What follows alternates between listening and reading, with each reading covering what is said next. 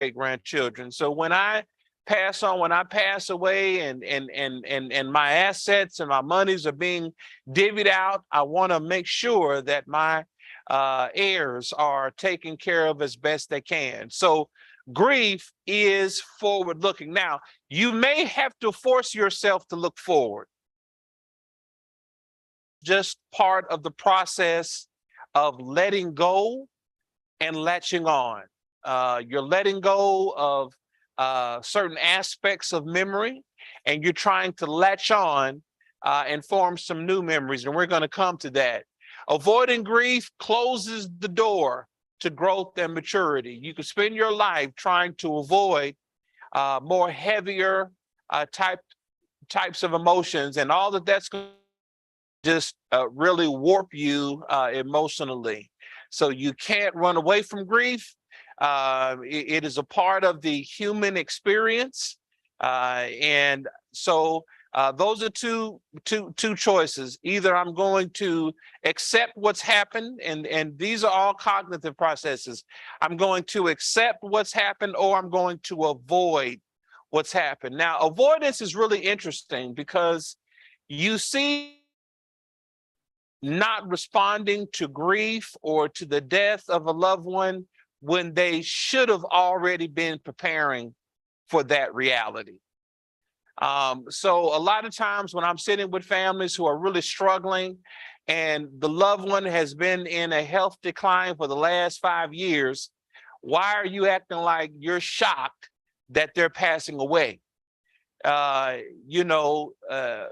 is a reality.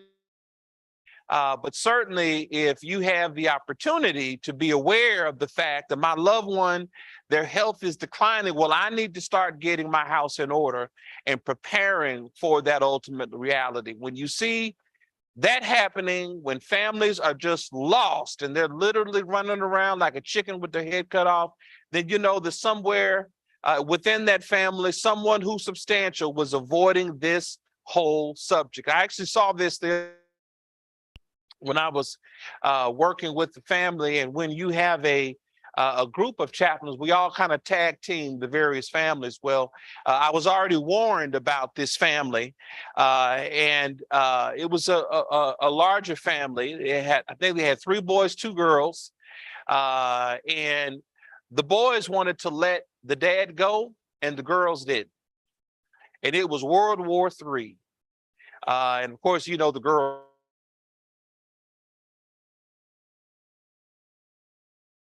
through unnecessary suffering for 3 days.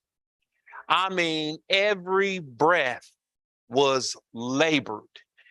He hung on as long as he could, and those daughters were right there at his bedside, preparing for the end. And we would have wanted him to transition without so much stress.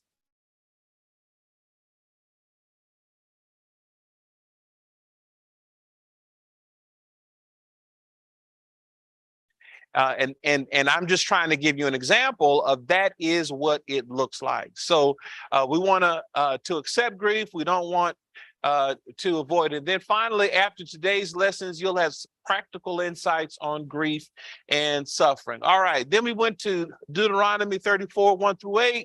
We talked a little bit.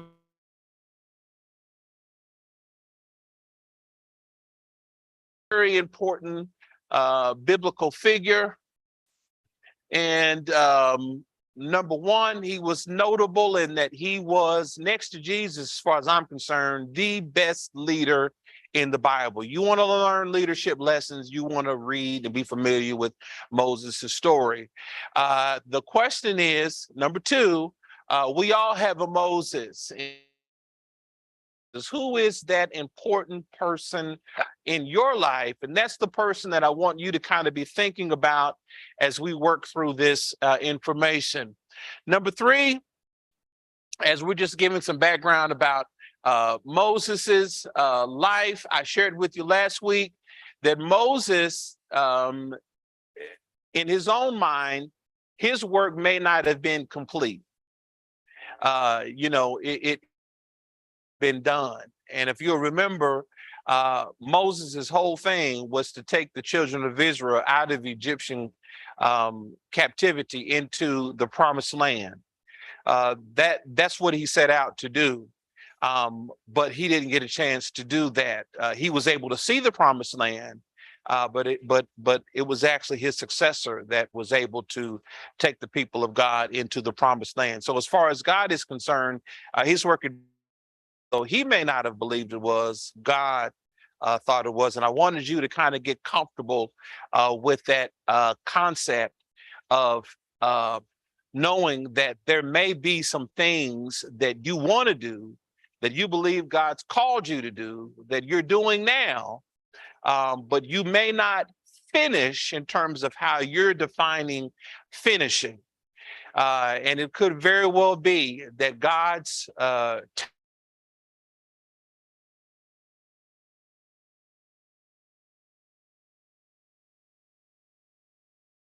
part of the process like Moses was. And I think if you look at Moses and Joshua, they show you that. Then finally, Moses is the only person in the Bible where God buried. He's the only person in the Bible where God buried. God buried him. And then, of course, if you read the text 1 through 8, you'll see that the people of God, they grieved a lot. And when you see it all throughout the Bible, you go all the way back to the patriarchal dispensation. That would be Abraham, that would be Adam, and all of the things that happened there. Then you go to the Mosaic dispensation with Moses and the law and the Israelites, and then, of course, the Christian dispensation, and that is with Jesus. Grief is all throughout the Bible. All right, so we gave you 5 questions that we want to start thinking about.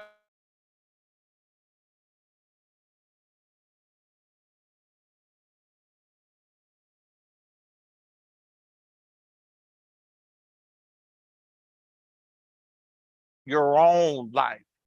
And as we're walking through these questions, these are some of the questions that I'm often asked when I'm in this space with people as they're trying to rationalize and, what happened. Was there a forewarning?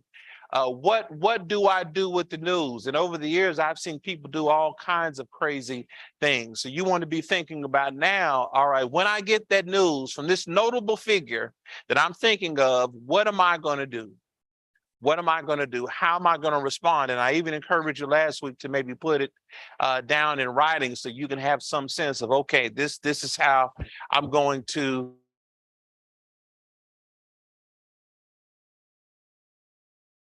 get some feedback. Your notable figure has just passed away. What are some healthy ways that you can respond to the death? Anybody?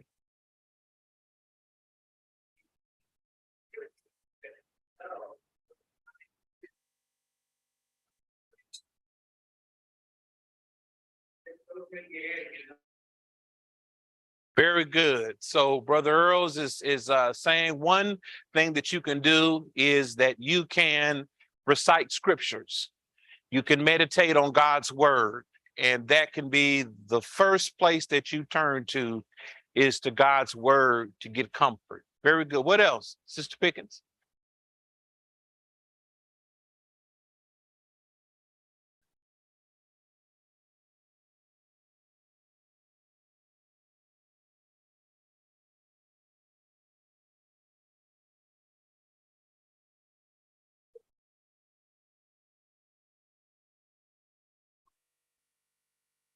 Right.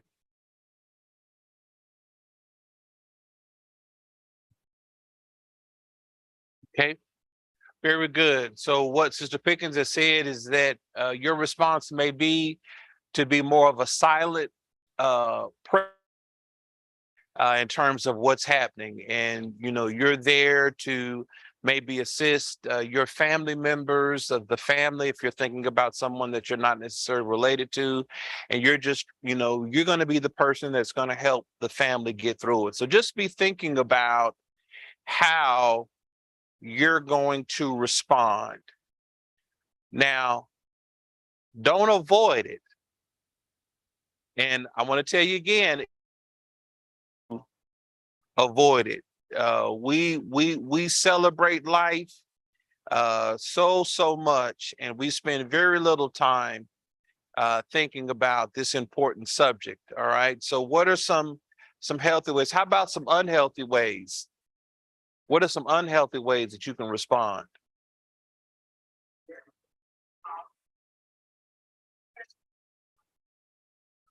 Uh-huh.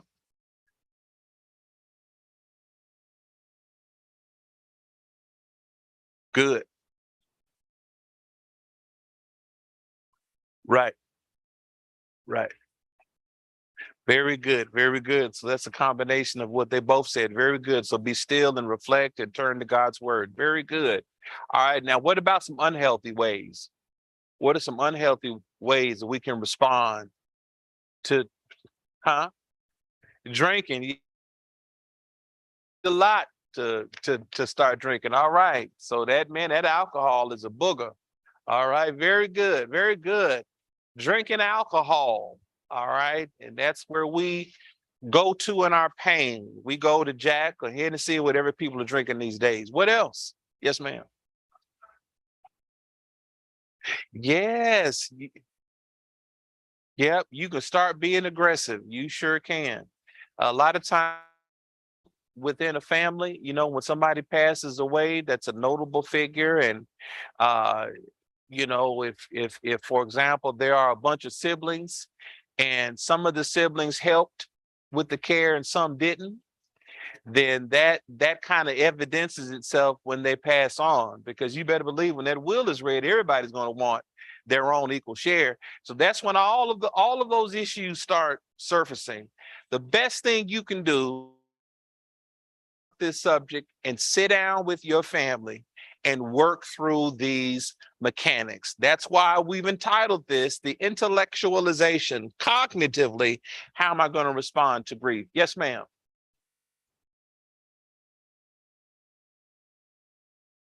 Uh-huh.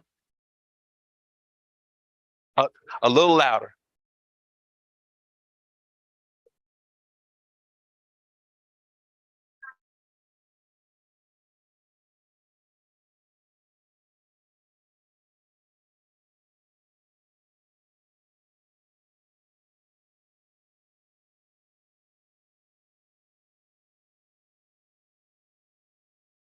Say say that acronym. You didn't say HELL, did you? HALT. Okay. Halt.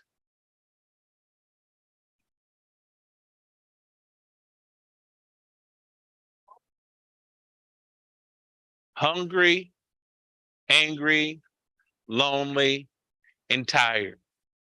So don't make any rash decisions if you're experiencing any of those things. Very good. Yeah, very good. Very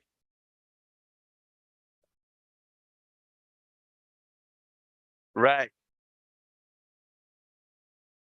Yeah, sure will, sure will, sure will. All right, very good, very good. So just be thinking about that. Why did it happen? I don't know that we can always answer why, but maybe it's worth considering. Who do I need to help at this time? You need to know that when you do go over it a little easier than others. And so you need to be thinking now about who is it that you want to be very thoughtful as you approach the subject and as you help them to approach your eventual passing. So I'm hoping you're seeing that we want you to be proactive and that we want you to be settled in as you approach this important subject. And then finally, how will we continue?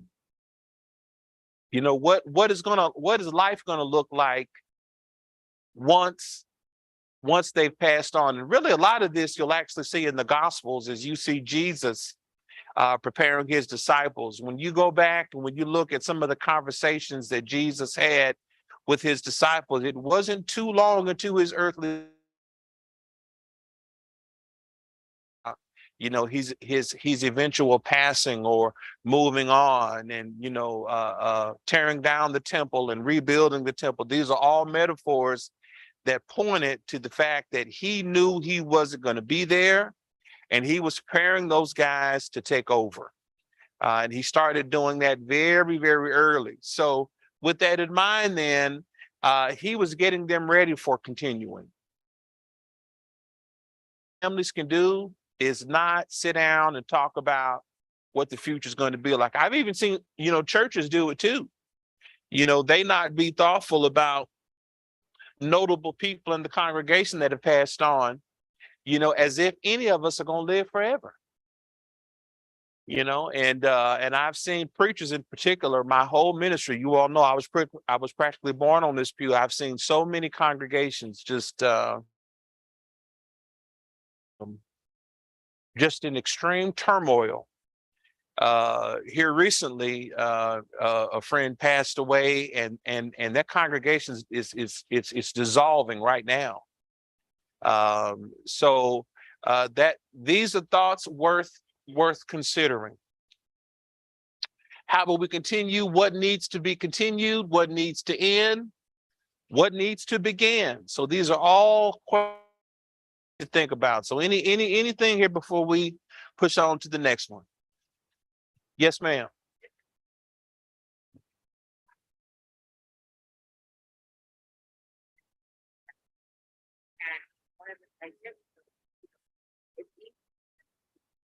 For our kids to live today because we're here. But if you look at things, our lives is way like that. So I think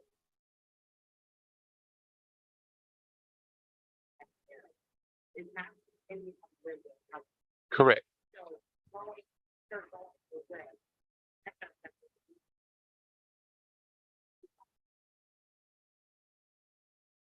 It's part of the purpose. Right. Right. Right. Ours weren't always good in our, but I talk about me.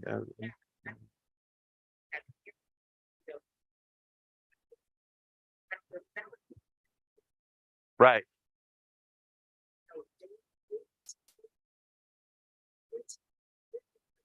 Right.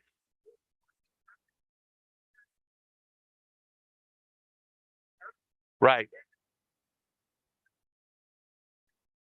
Right. Very good. Very good. So Sister Pickens talked about her daughter. She and her mom were just talking about this whole subject this morning, and she gave us some good thoughts about, how important it is that our children be prepared to look at life without us. And then even in her going away to college, that was a good kind of intermediate step, for her to develop some independence. So as I'm trying to kind of summarize what you said, so I've got to do a better job at repeating what you're saying. So that's why I'm going back through it. And incidentally, if I repeat what you said and I don't get it right, feel free to raise your hand and correct me. So the thought is, though, this is a subject that you need to have with your family much sooner than later. It is not morbid. It is, as a matter of fact, generally speaking, urban communities are the least prepared for death. We don't have a will. We don't have a trust. We don't have insurance money. We don't have a mortuary. And so when that time comes, it's literally, it's all over the map. People standing on the corner trying to get money. People going to do a car wash. People doing GoFundMes, and all that should be discussed now. And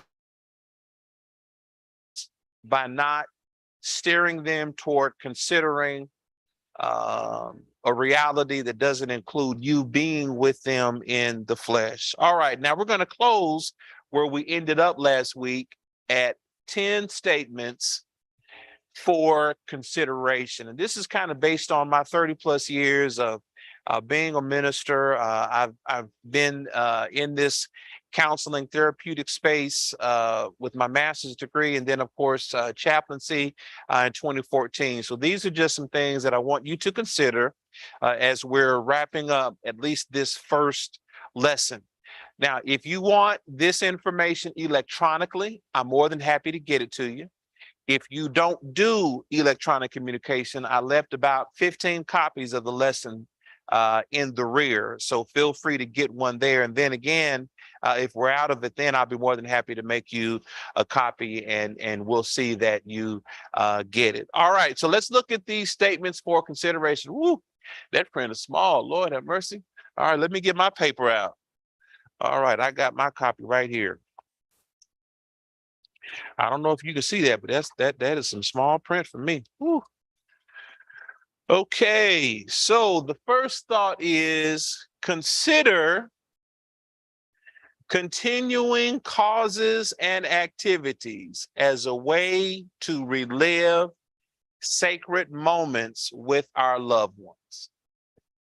Okay, consider continuing causes and activities as a way to relive sacred moments with our loved ones. Who can give me an example of what this might be? Yes, sir, Brother Locke.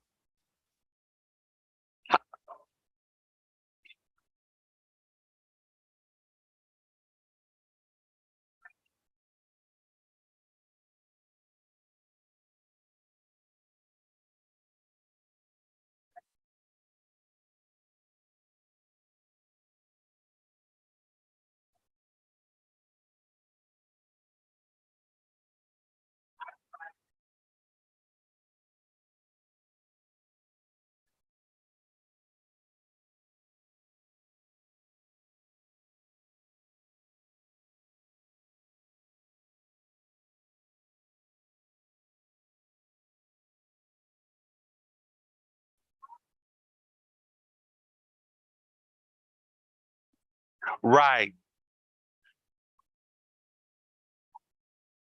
Very good. Very good. So what Brother Locke just said was his father passed away. They used to go to the Detroit Tigers.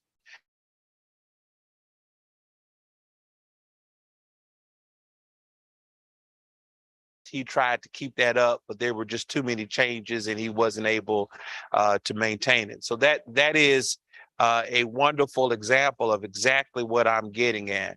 So these things you can start working on now. And it could be, it doesn't have to be a baseball game. Maybe there's a cause. For example, in college, I love the school, always have, always will. As I'm in the latter half of my ministry, I want to do more.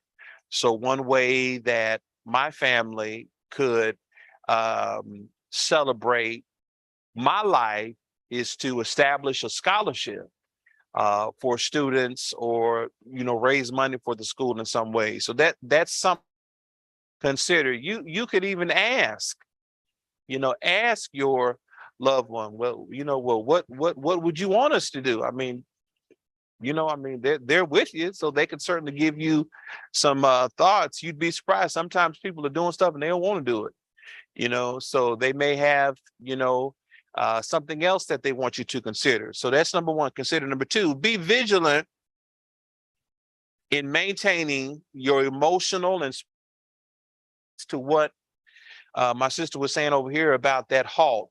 You said hungry. Don't tell me. Hungry. I know it was lonely and tired. What was the A? Angry. Very good. I'm gonna remember that, and that's very good. You got to always be conscious of your health and where you are with your health in relation to that's happened. If not, then you're going to be in the bed next to them. And I've seen that for sure over the matter of fact, I was at a funeral the other day and somebody in the family passed out. So you have to be aware of your health and how you're processing it and how your body is responding. Do not feel handcuffed. Number 3, to responding in grief as others respond. Feel empowered to work through things at a manageable pace. The key is forward motion, though the pace may be slow. One of the worst things you can do is try to project how you feel about something on. Just because you were able to deal with it in 6 hours, don't mean everybody else is going to be able to deal with it in 6 hours. It may take some people 6 days. It may take some 6 weeks. It may take some 6 years. We're all at different levels. So the mindset then is, I just want to encourage healthy growth. Recognize that that's going to look different for each person. Okay. So it's critical that you not pigeonhole people into responding how you want them to respond. And I actually see this quite a bit. I see it just in normal everyday life. You know, when I hear somebody says, well, if that were me, well, it's not you.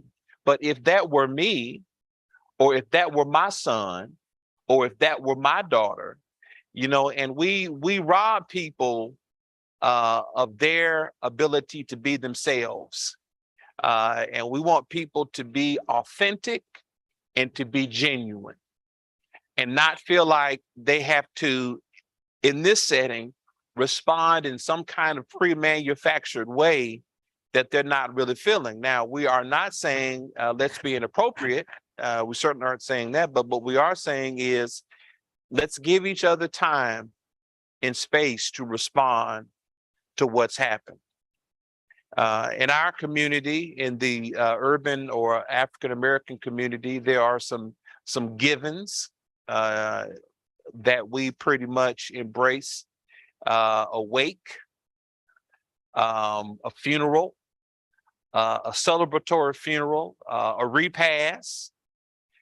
Those are all things that most of us will be expected to participate in. And in terms of rituals, I think rituals provide meaning and they provide context for what's happening in our heart and in our mind. But just be aware that sometimes some of those things that everybody's expected to participate in may not be the best move for this particular person in the family. All the more reason why you need to have these types of discussions before things happen. Number 4, create new memories with your loved ones. Figurative presence. For example, and I just gave you this, establish a scholarship or yearly activity. So there, the emphasis is on the word create. And what I like about that is you can take a person that's gone on and you can create something new out of your experience with them that can inform your future. So like for me, my grandson's name is Julius.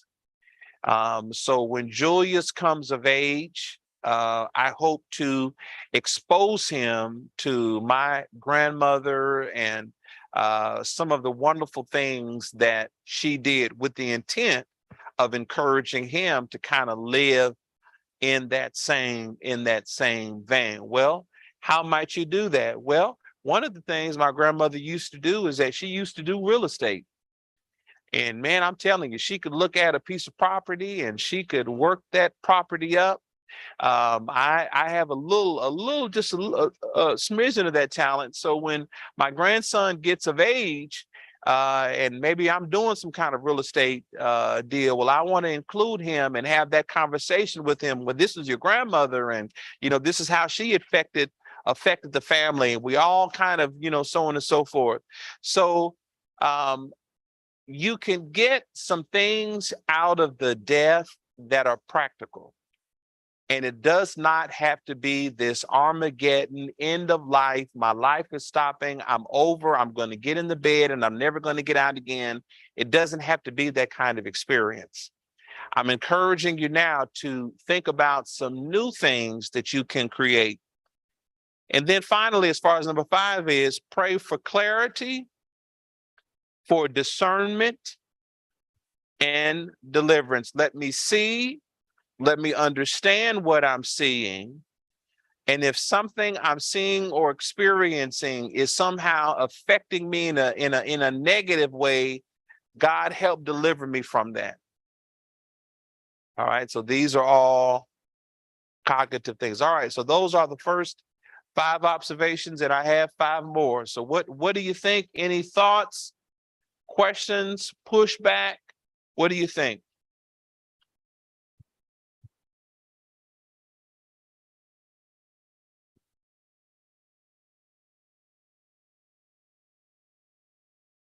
Make sense?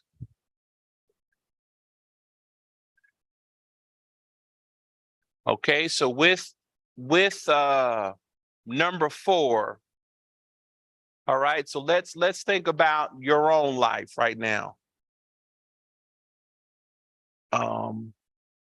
What is a new memory that you can think about that would please you if you knew that was happening? Now, first of all, when you pass on, it's not like you're going to be fully aware of what's, happening with your family right now, but let's just kind of think about, all right? So for me, what I would probably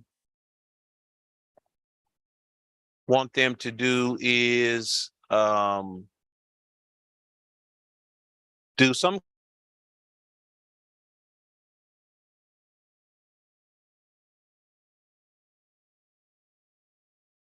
people who are in ministry and who do music, or maybe they preach. So with Southwestern Christian College, what are some things that we can do? For example, here every January we have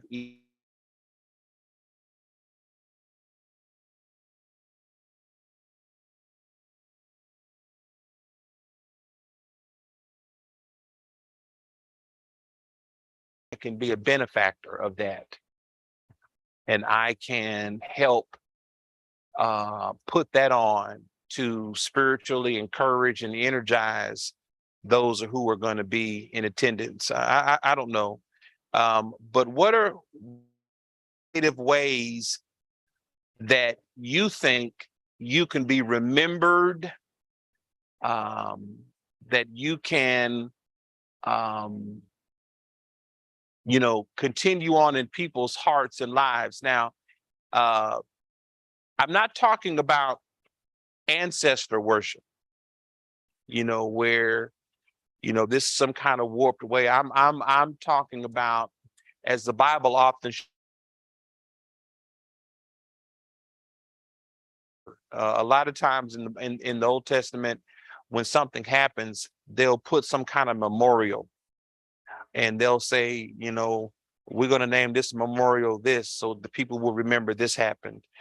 Even when you look at in the Gospels, when you look at it, so and so begat so and so, and so and so begat so and so, a lot of that is done so people would not forget. Not forget.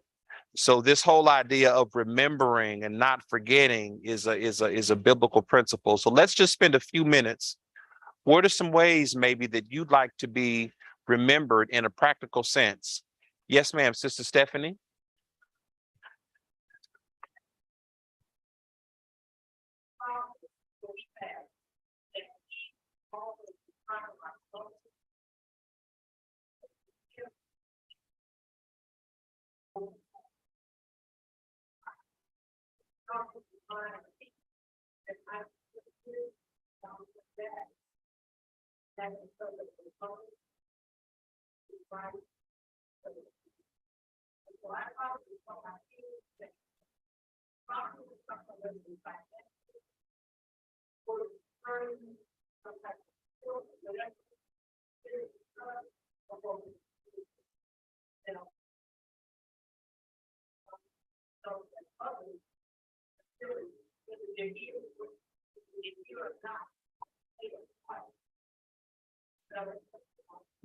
Very good.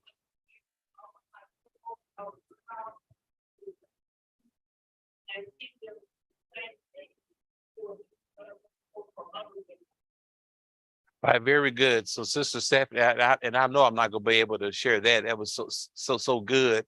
But the the big thing initially was that your dad remembered the passing of his wife, and when he would do certain things, he would communicate that to you so that you would know that she's not forgotten and that she's being honored in this activity. And then to take it a step further, you think that that's just a way to kind of do it, is you're thinking about your own life and your own heirs, and then you want them to continue that same kind of dynamic. Okay, how did I do? All right, very good. Woo. All right, it's very, very good. What else? Yes, Sister Locke.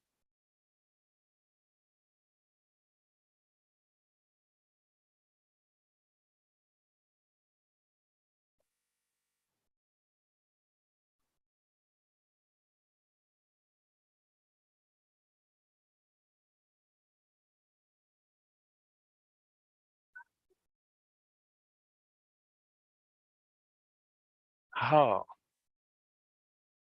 family tree. Yes.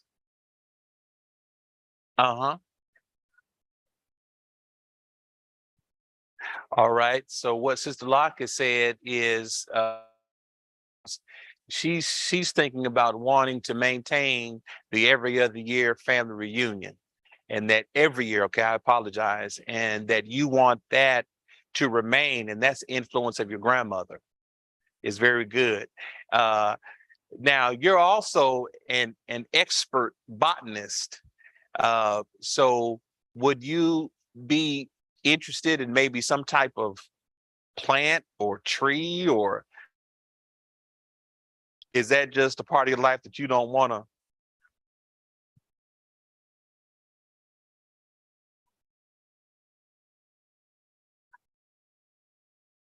Flowers, very good. So buy plants at your funeral instead of flowers. Very good, very good, very good. I know the Greenville Avenue Church of Christ, when we were members there, it's when we had our second child, and they sent us a plant for our son. I think 12 years. And that was Felicia. So that's very, very good. So you're getting the point, is you want to be thinking about what are some things that you can do. Now, this may feel funny. It may feel strange. It may feel weird. But it's something that you want to become more okay with now.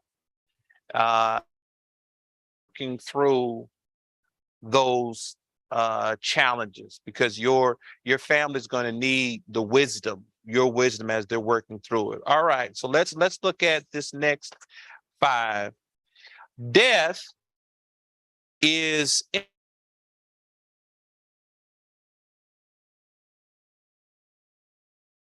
appointment. Live your life grounded in. I may have shared the example with you of when I used to live in Ohio, and I lived in Cincinnati, and I did my chaplaincy training in Columbus.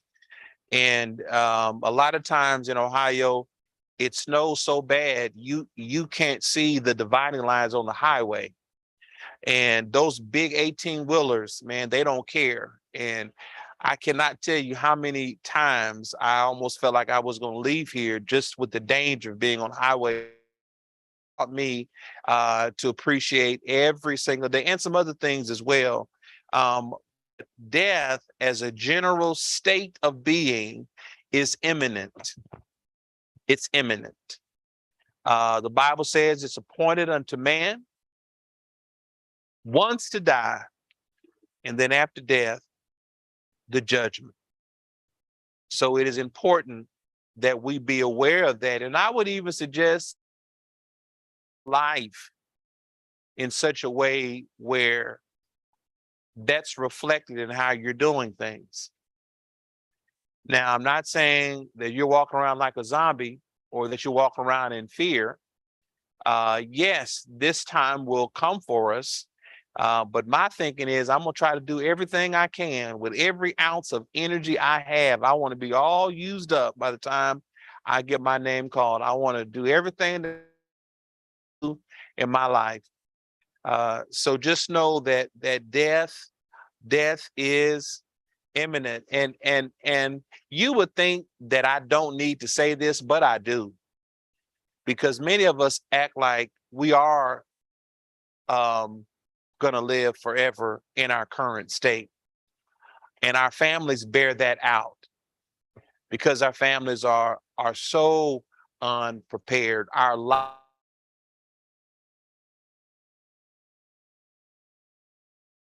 over there, you can't get to it. They don't know where it is. And this person has this. I mean, it's just a mess. So be thinking now about how we're going to handle the passing of a loved one. Number 7 rather. When God made us with temporariness and permanence. Who can tell me what I mean with that statement? When God made us, he made us with temporariness and permanence in mind. How did God make us with temporariness? Brother Major? Oh, yes. Thank you. Sorry, sir. I didn't see you, Sister Ward.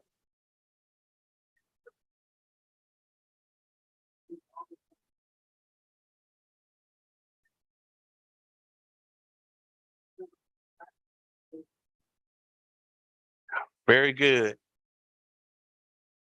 Very good. So when God set to make Adam and then Eve came out of his side, God at that time made us to be here for a limited amount of time. Now, what time is that going to be? Who knows? Only God knows. But we do know that our existence is temporary. And you want to think about that in relation to your parenting, in relation to your marriage, in relation to your profession, what you do professionally, how you get paid. It's all temporary. Though we like to think it's going to be forever. If I know that I'm only going to be here a short while and my wife and I elect to have kids, how might my behavior be governed with this mindset?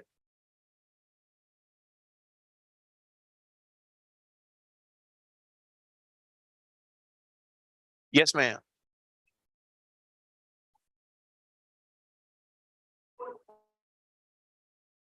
Mm-hmm.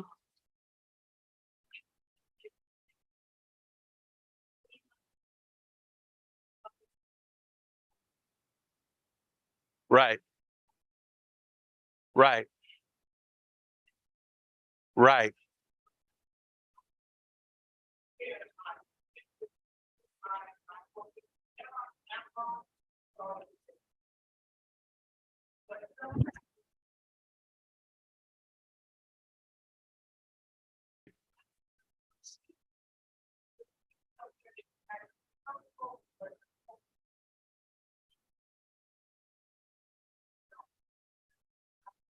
right.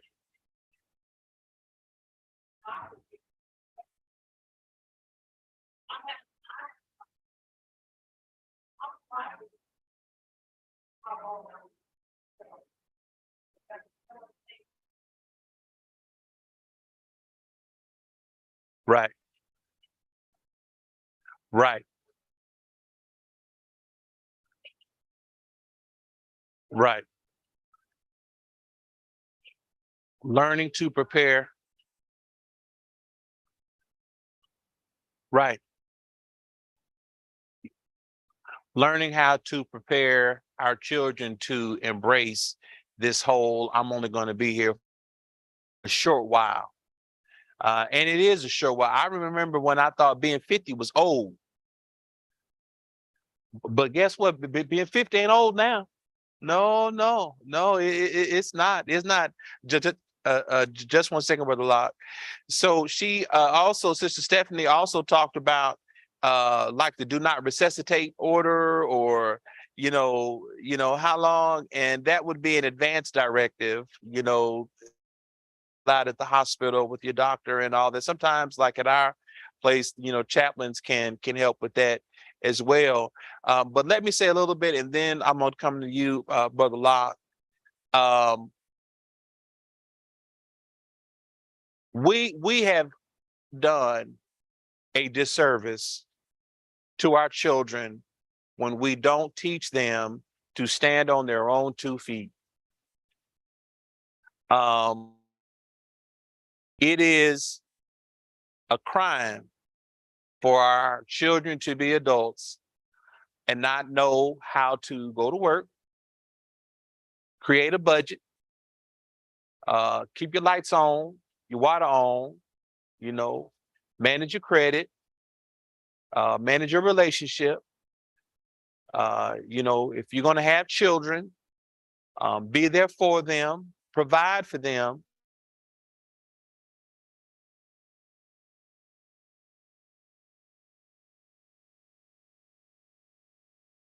Getting that crutch is more about us than it is them, because somehow either that can make us feel needed or make us feel valued. I'm not sure. I'm still kind of thinking through that. But whatever the case, it's an extreme to have a child for 18 years and then that time come and they need to go make it on their own and they can't do it. Now, there are some physiological challenges. Maybe they have some special needs. Oh, okay, I'm not talking about that. I'm talking about kids that have strong backs and able minds. That's this whole temp. And I'm fighting some of this myself. I miss interacting with all of our kids. And so Felicia and I, as we are transitioning now to having an empty nest, I'm having to constantly check my emotional barometer and just know that I'm not going to have the same kind to have with our kids. I'm going to have a different one. And so now I'm still the father, but in some ways I feel like I'm kind of their friend a little bit, just a little bit. But it's like, we're not talking about things where I'm the authority figure. Sometimes they just want to know what I think about something. And sometimes I want to know what they think about something. So I'm kind of working through that. So I'm saying that that's a for us to work through, for us to be temporary in our thinking and then to be permanent. Now, what Sister Ward, she let the cat out the bag. Permanence, you're thinking about, that's our soul. So there you want to be thinking about where we will spend eternity. And that needs to be something that governs our behavior. Brother Locke.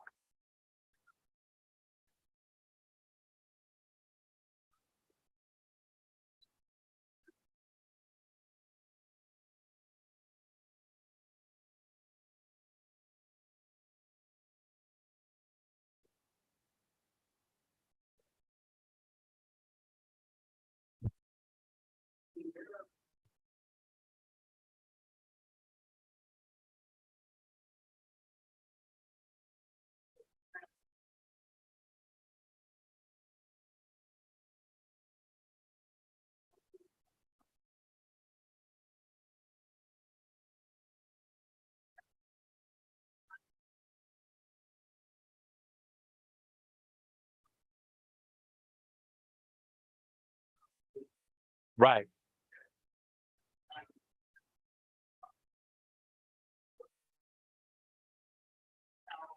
Right.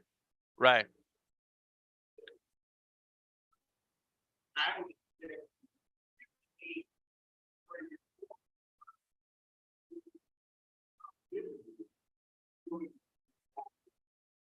Right.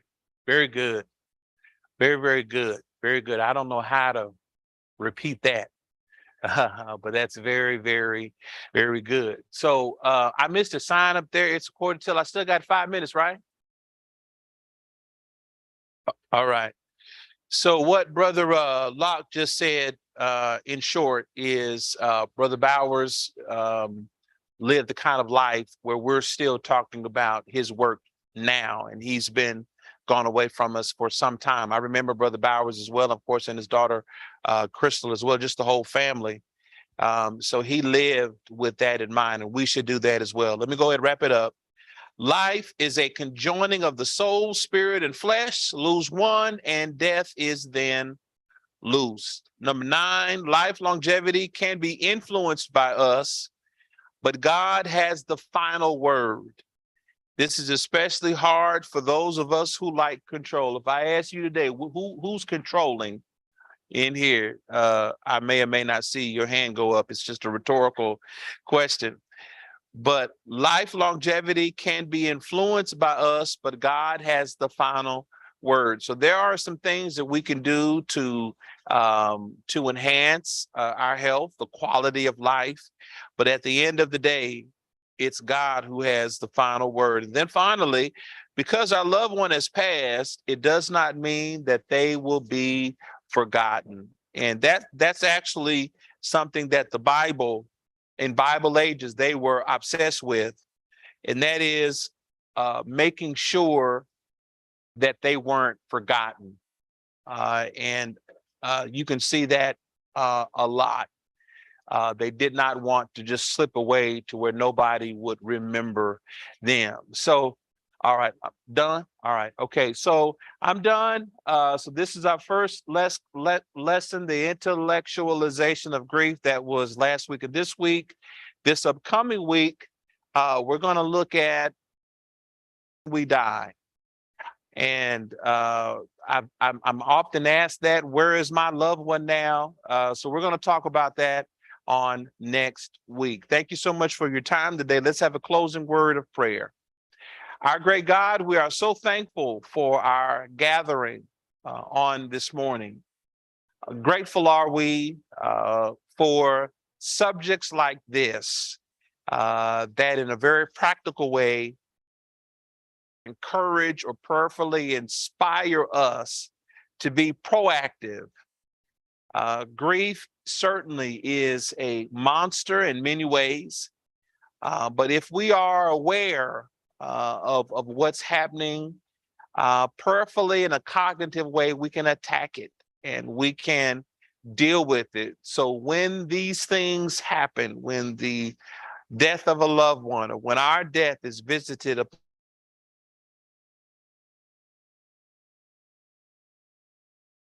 that it can be experienced, we can be remembered, and in a very healthy way, we can help inform others who will come behind us. We're grateful for learning, grateful for the lesson that we've had on this morning. Now let's prepare to go into a uplifting worship service experience shortly. In the name of Christ, we